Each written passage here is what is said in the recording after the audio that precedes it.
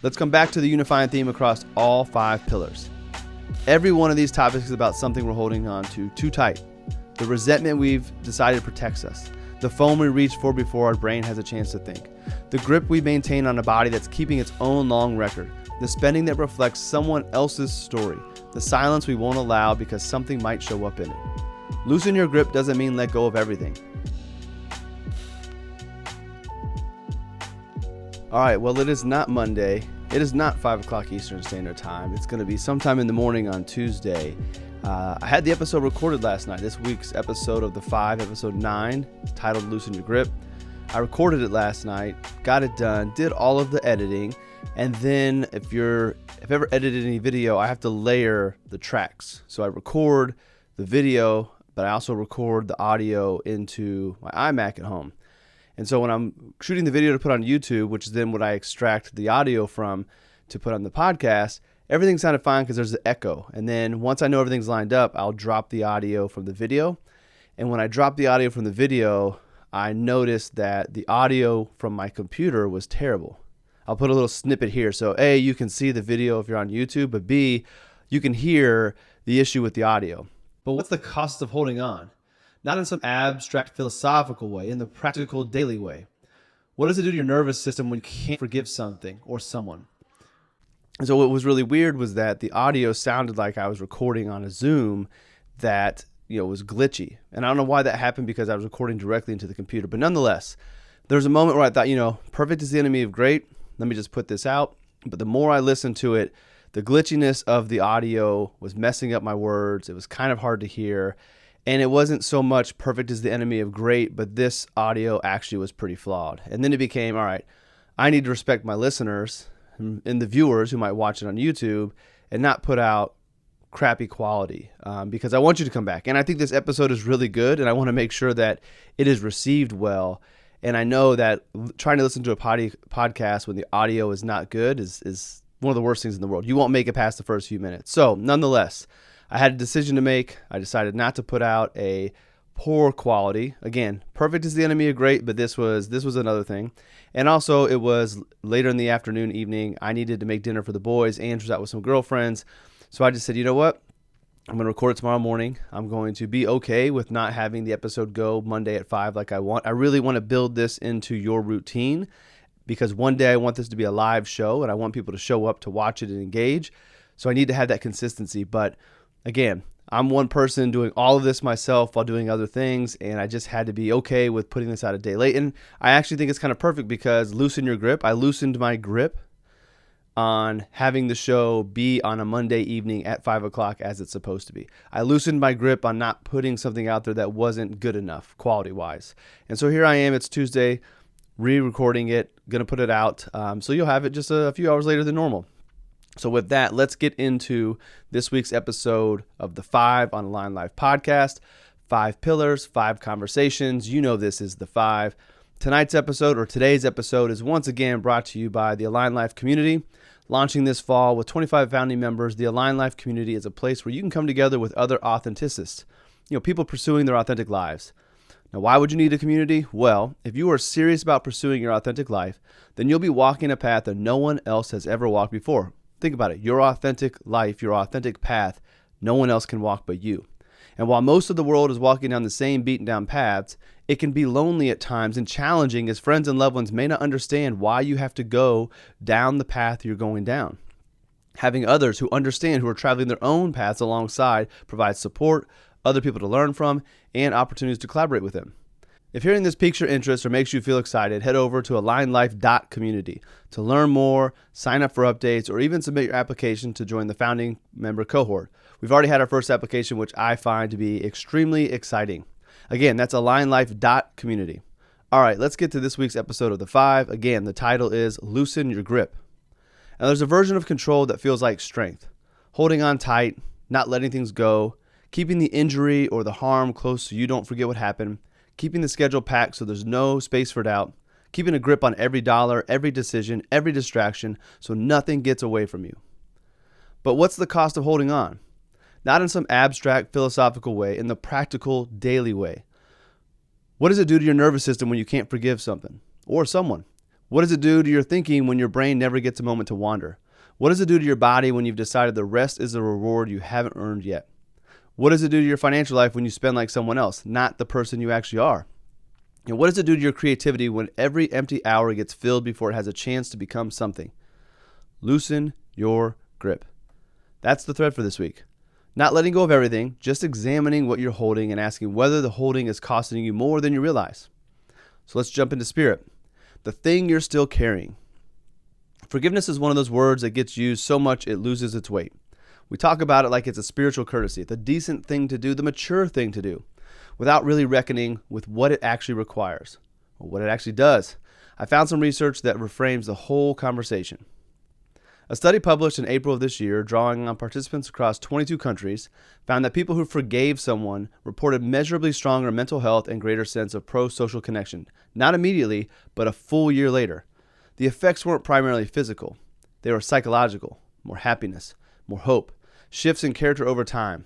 Earlier research from 2025 in Frontiers in Psychology, analyzing 463 university students, found that higher forgiveness levels correlated with significantly lower depression, anxiety, stress, and anger, and a greater self-esteem. At the biological level, forgiveness has been shown to reduce heart rate and blood pressure and calm the sympathetic nervous system. Forgiveness gets framed as something you give to the person who hurt you, a gift, a release you extend outward. And because it's framed that way, people resist it. Because why would you give a gift to someone who doesn't deserve one? But the research doesn't really support that framing. The person who benefits most from forgiveness is the person doing it. When you hold on to an injury or a harm or something that somebody's done to you that hurts your feelings, really holding on to it the way most of us do, you're not punishing the other person. You're carrying the weight of that injury in your own nervous system, in your sleep, in your capacity for hope, in the low-level drain on energy that resentment produces without announcing itself for months and sometimes years.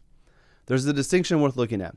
Researchers separate decisional forgiveness from emotional forgiveness. Decisional forgiveness is a choice. You decide to stop seeking retribution, to stop letting this define the relationship or define you. Emotional forgiveness is different. It's the actual shift in how you feel, and it tends to come later and slower, hence the reason that it happens a year later. You can make the decision before the feeling arrives. The feeling follows the decision, not the other way around. St. Ignatius called ingratitude the most abominable of the sins, not because it's dramatic, but because it's the root that everything else grows from: resentment, envy, bitterness, the inability to receive good things because you're still cataloging the bad ones. Forgiveness is the inverse of that, the practice that clears the ground. The theology and the neuroscience are for once saying exactly the same thing. I'll be honest, forgiveness actually comes pretty easily to me, which I'm thankful for. I probably have a harder time forgiving myself than I do others. Eventually, I remember that the negative energy I'm holding on to by not forgiving myself will only attract more negative energy, and I don't want that. I also know I'm probably coming from a good place, which means whatever I should forgive myself for and learn from the experience probably will help me more than holding on to it and feeling bad about myself.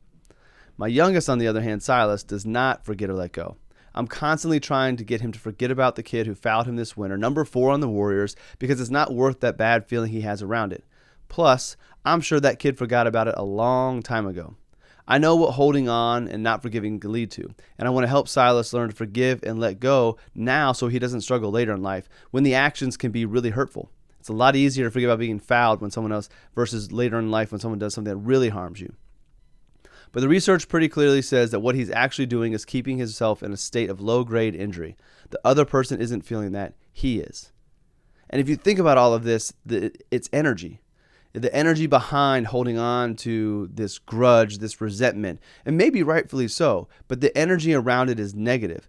And that negative energy is only going to attract more and keep you feeling worse. And while it may be really hard to think about forgiving somebody who hurt you, it's going to allow you to free yourself. And just like the little kid who fouled Silas in December, that person who hurt you, who harmed you, who made you feel a certain way, doesn't even remember it. They might not even know that they made you feel that way. Yet you hold on to this feeling that only spirals out in other areas of your life. So it's not easy, but in order for you to feel better about it, you have to forgive. I don't know if you have to forget, but you definitely need to forgive. So what are you carrying right now that you framed as protecting yourself, but might just be costing you? Mind, the 47-second problem. The average on-screen attention span right now is 47 seconds. per task. That's not the time before you check your phone. That's the time before your attention drifts, even when you're trying to stay on something. Let's take a look at what that actually means. A recent Carnegie Mellon University study found that the average focus recovery time after a digital interruption is 26.8 minutes.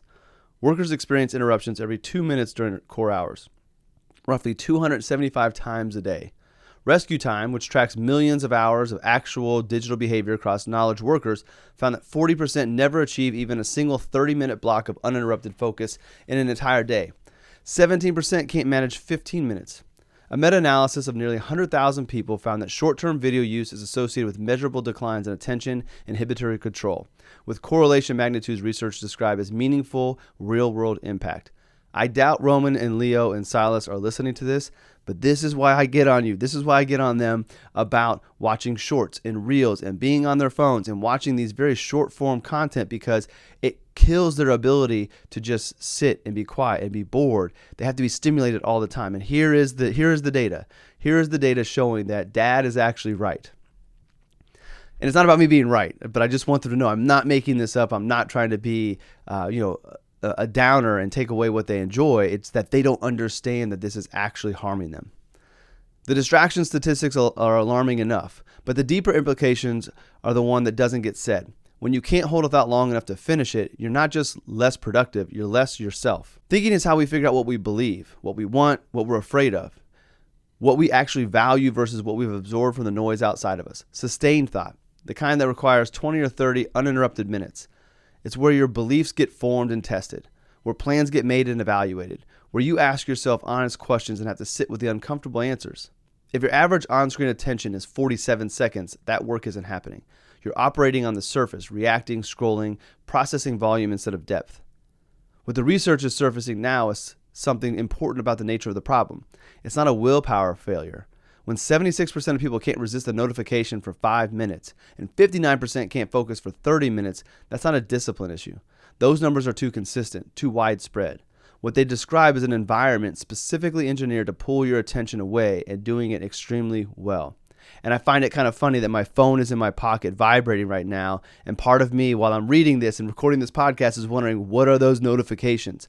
I'm fighting it, but still, it's pulled my attention a little bit away. The people reclaiming their focus aren't trying harder. They're building different environments, removing the phone from the room, scheduling uninterrupted blocks the way they schedule meetings, treating attention as a resource that needs protecting, not a faculty that just needs more willpower applied to it. Attention, it turns out, is a design problem. Now, I'm guilty of this and catch myself doing it, picking up the phone and just the 2 seconds between one thing and the next, sitting at a red light. Not because there's anything I need to see, just because the space feels uncomfortable, which that really bothers me, that as I reflect on this for this episode, that I'm uncomfortable in the silence just by myself in the car sometimes. That moment hasn't been filled yet. And what I've realized about that discomfort of the empty moment is actually valuable. It's where my brain would naturally do something useful, make a connection, surface an idea, process something I haven't had time to process. But I reach for the phone before it gets the chance. Now, I recently bought the Brick app. Shout out to my buddy Ashby for putting me onto it. And it's quickly helped me reduce my desire to reach for my phone. I have 2 profiles, a personal family profile, a work profile. I pick the apps that I want blocked in each. I brick the phone, and it has made me less likely to go pick it up because I know I can't look at the things I want to look at. Now, I'm not happy. I'm not proud that I need the Brick app. I wish I didn't need it, but I'm also honest about who I am and where I am in life. And right now, I need a little bit more friction to make me put down the distractions. And it's not just with the apps. I'm trying to embrace boredom and silence. Instead of always having music or a podcast when cooking, for example, I keep it quiet. This morning, I went to the coffee shop next door, got my cold brew, got a blueberry lemon muffin, and I just sat outside in silence with my blueberry muffin and then came over here to record the podcast, trying to find those moments. When I'm in the kitchen cooking, just the kitchen noises, the background noises in the house are outside of my thoughts. It's been refreshing and enjoyable to have more quiet time. I'm going to talk more about this later in the episode in another pillar, but I just thought this was a great place to introduce the idea of trying to find boredom, trying to find that quiet. Now, I'm not going to ask you to delete any apps, but I do want to ask, what's the longest you've gone today without reaching for something to fill the space? And was that a choice or did it just come up? Body. The long ledger. Health gets talked about in terms of what we're doing right now. The workout this week, the food choices today, but there's a metric that doesn't care about this week at all. It's a record of what you've done over the years, and the data on it's what we're going to dive into. A recent meta-analysis of 27 large cohort studies totaling over 4 million people found that individuals with higher cardiorespiratory fitness had a 36% lower risk of developing dementia. A separate 9-year follow-up on the Generation 100 study, published in April of this year, found that people with higher VO2 max in their early 70s had larger cortical brain volume and better memory performance nearly a decade later. The JAMA dose response meta-analysis established that each one MET increment in cardiorespiratory fitness is associated with a 13 to 15% reduction in all-cause mortality. The Cleveland Clinic data set, 122,007 patients, remains the largest outcome study of its kind and confirmed that cardiorespiratory fitness is among the strongest single predictors of longevity with no observational upper ceiling. VO2 max is the body's maximum oxygen uptake during intense exercise. I'm sure you've heard about it if you listen to any health fitness podcast in the last few years. It's the gold standard measure of cardiovascular fitness. And what makes it interesting beyond the longevity number is what it actually reflects. You can't fake a high VO2 max. You can't take a supplement that raises it significantly. You can't have a great week and move the number much. What VO2 max measures is accumulated physical work over time. It's the residue of years of consistent effort.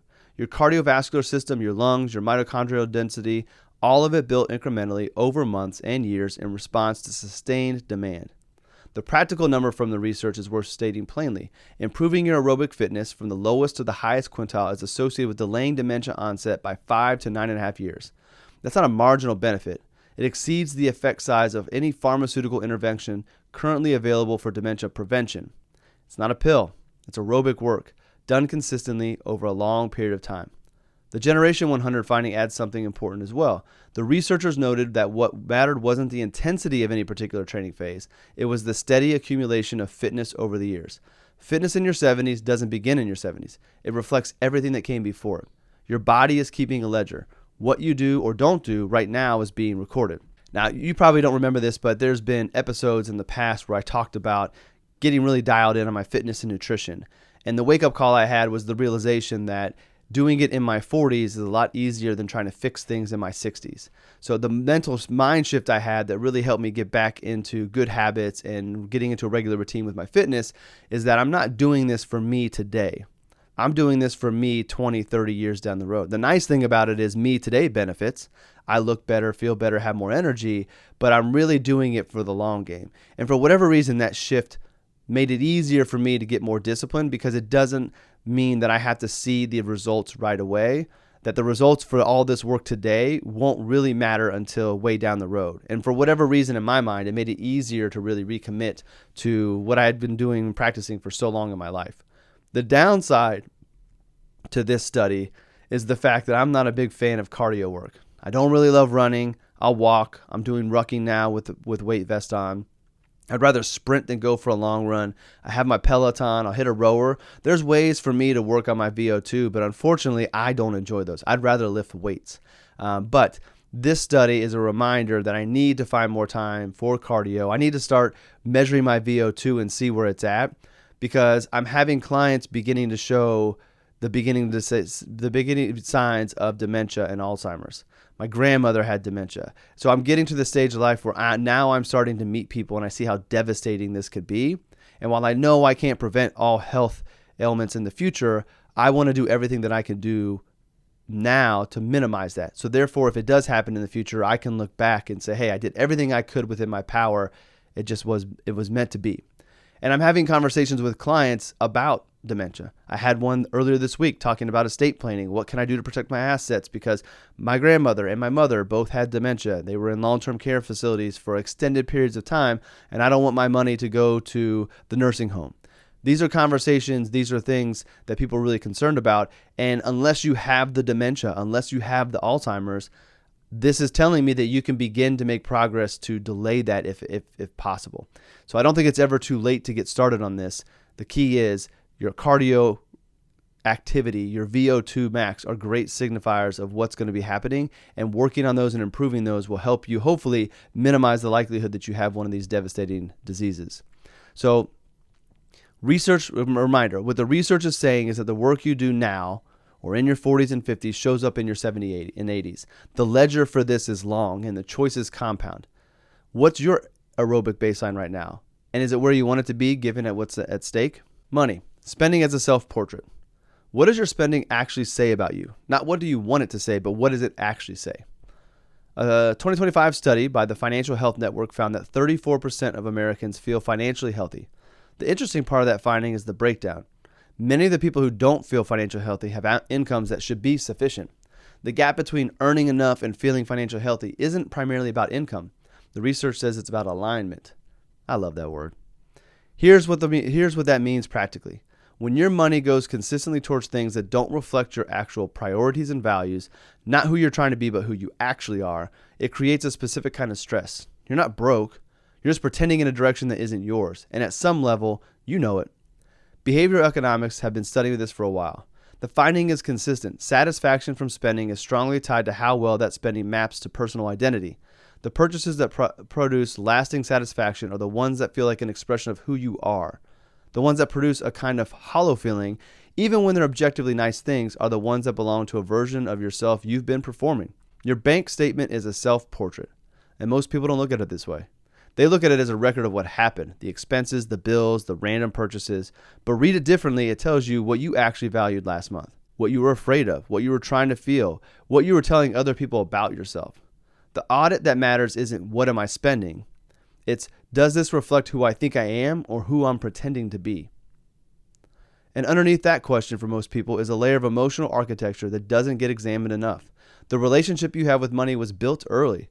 Childhood patterns, what your family said and didn't say about money. Fear of scarcity, fear of looking like you don't have enough, fear of looking like you have too much.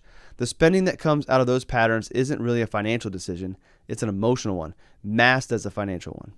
I've talked about exercises like this before, pulling up the last 3 months of statements, categorizing everything, not by type of expense, but by what it says about what I was valuing. Trying to figure out how can I categorize things as values versus non-values to see how aligned I'm spending and how aligned my family is spending. It's not very comfortable. There are categories where spending lines up exactly with what I say matters to me, and there are categories where it clearly doesn't. The uncomfortable ones are worth looking at, not to beat yourself up, but because the gap between stated values and actual behavior is usually where the real work is. Pull up last month. Don't look at the totals. Key there. Don't look at the totals. Just look at the categories and look at the story that you painted about yourself. Creativity, what nothing is for. Now, we talk about creativity every week at the end of the show, and we talk about what we make and how we make it, the craft, the practice, the discipline of creative work. But this week, I want to back it up even further than that, to the thing that has to come before any of it, the thing that most of us have optimized completely out of our days. A study from earlier this year, published in Cognitive Science, found that scheduled periods of mind wandering increased creative problem solving by 34% compared to continuous focused work. Research from the University of Arizona, tracking participants across multiple studies, found that people who scored higher on creativity measures felt less bored during unstructured time. They were more engaged with their own idle thoughts, more associative in how they move between ideas. A separate study in the Academy of Management Discoveries found that people who completed a boredom-inducing task first, sorting beans by color methodically one by one, outperformed those who completed an interesting task first on subsequent idea generation work, both in quantity and quality of ideas. Boredom has been sold to us as a problem, something to solve, something to avoid. We carry devices specifically so we're never in a room with nothing to do. Never on a walk without a podcast. Never in a waiting room with just our thoughts. I touched on this earlier. But the neuroscience says something different. When your brain isn't being stimulated from the outside, it shifts into what researchers call the default mode network, a state of internally directed processing where the brain makes connections it can't make when it's focused. It resurfaces unresolved problems. It finds unexpected links between things you've been thinking about separately. It generates the ideas that focused attention can't reach. This is why the shower is a cliche of creative inspiration. The walk, the drive with no music. These aren't just pleasant pauses. They're the conditions under which a specific kind of thinking becomes possible. The kind that produces something genuinely new. What the research is also saying is that this capacity atrophies. The people who've trained themselves to fill every gap, every 30-second wait, every minute of transition, are gradually losing their tolerance for the unstructured state that makes this possible. The brain learns to expect input. When it doesn't get it, it gets restless instead of productive. Creative people, the research found, are more engaged with their idle thoughts. They're not more disciplined about sitting still. They've just maintained a relationship with the space inside their own heads. They haven't filled it all in. The most useful creative practice might be a negative one. Stop filling the space. Not forever, just sometimes. Put the phone down. Don't put anything on. Let the moment be empty and see what your brain does with it. Empty space isn't nothing. It's where your thinking and creativity actually happen. When's the last time you gave your mind a genuine, empty, quiet hour? All right, let's come back to the unifying theme across all 5 pillars. Every one of these topics is about something we're holding on to too tight. The resentment we've decided protects us. The phone we reach for before our brain has a chance to think. The grip we maintain on a body that's keeping its own long record. The spending that reflects someone else's story. The silence we won't allow because something might show up in it. Loosen your grip doesn't mean let go of everything.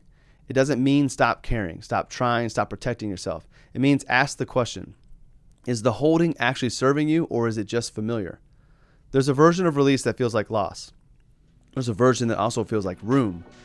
This week, I'm trying to find the things that fall into the second category. What are you holding on to right now that you could afford to set down? All right, episode 9 of the 5 on AlignedLife podcast in the books. Thanks to AlignedLife Community for sponsoring. AlignedLife.community is where you can go to sign up and learn more. I want to thank you for tuning in. Thank you for being here. Thank you for your patience as I re-recorded this on Tuesday. I will be back next Monday. Until then, keep pursuing.